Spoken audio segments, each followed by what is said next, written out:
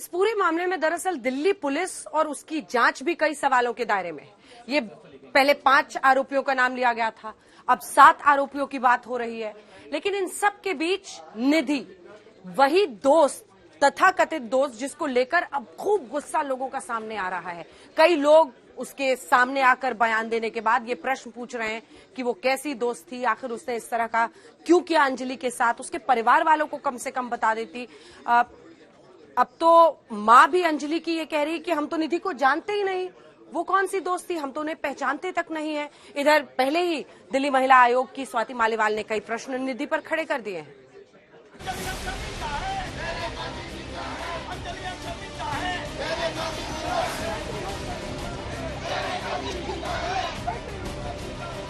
अंजलि को इंसाफ दिलाने के लिए आज उसके परिवार को सड़क पर उतरना पड़ गया। अंजलि का परिवार अपनी बिटिया के साथ हुई दरिंदगी के लिए जल्लादों को फांसी मांग रहा है। अंजलि का परिवार सड़कों पर चीख चीख कर कह रहा है कि उसका दिल्ली पुलिस से विश्वास उठ गया।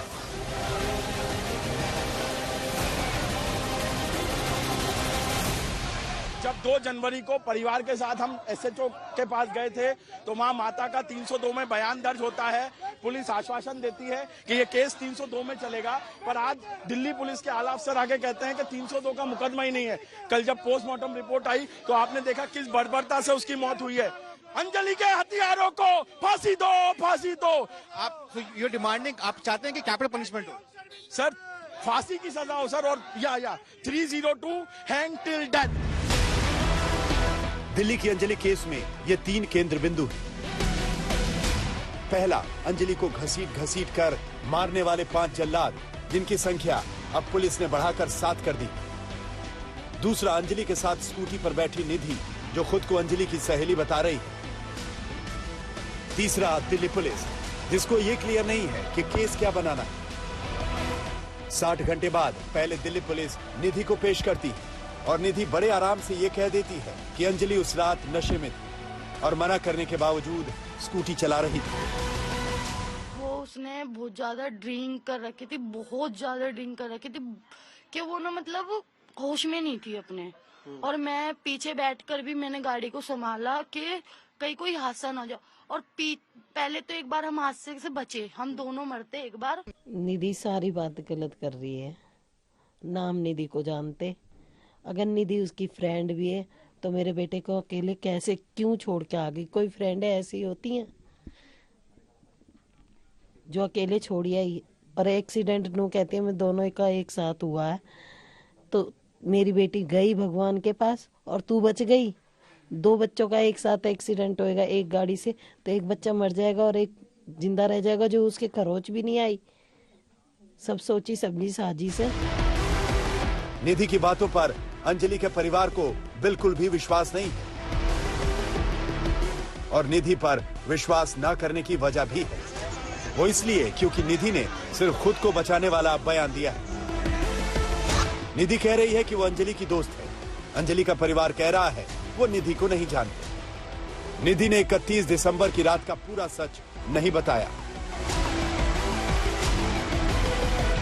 ये भी कहा जा रहा है कि जो निधि है, जो पीड़िता की फ्रेंड है, जो उस रात उसके साथ मौजूद थी जब ये घटना घटी, जब गाड़ी को टक्कर मारी गई स्कूटी को, उस समय उस लड़की को भी इसमें आरोपी बनाया जाए और उस पर भी जो मुकदमा है वो चलाया जाए। हालांकि जो पुलिस है उसका साफ तौर पर यह कहना है कि फिलहाल जो निधि है वो एक आई विटनेस ही है और जो इन्वेस्टिगेशन पुलिस की जारी है।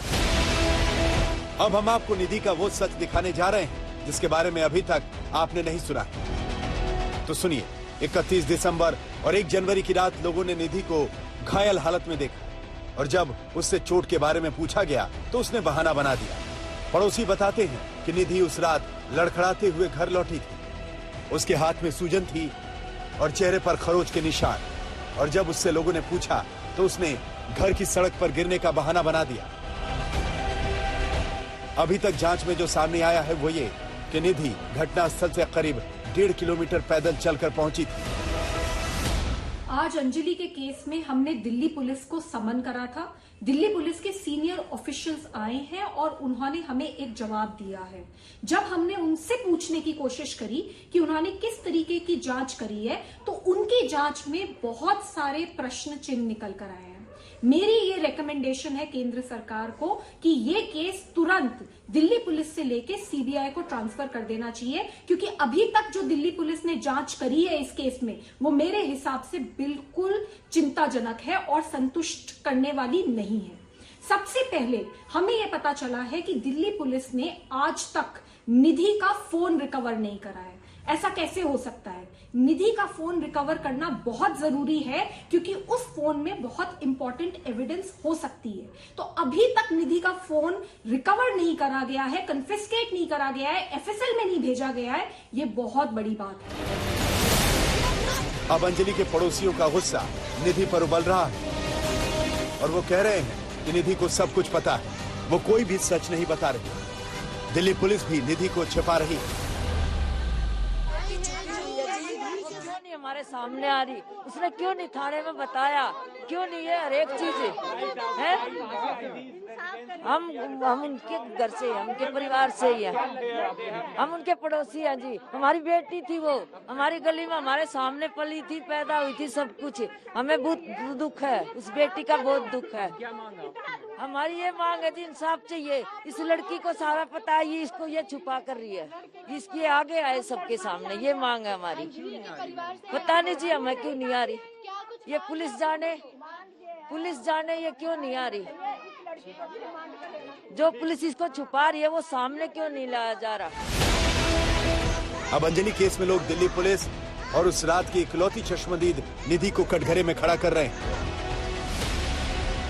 पुलिस से सवाल पूछे जा रहे हैं कि निधि का फोन अब तक जब्त क्यों नहीं किया गया, अभी तक सारे सीसीटीवी फुटेज क्यों नहीं खंगाले गए, बाकी चश्मदीद गवाहों का 164 के तहत बयान दर्ज क्यों नहीं किया गया। राहुल गौतम के साथ हिमांशु मिश्रा, दिल्ली आज तक।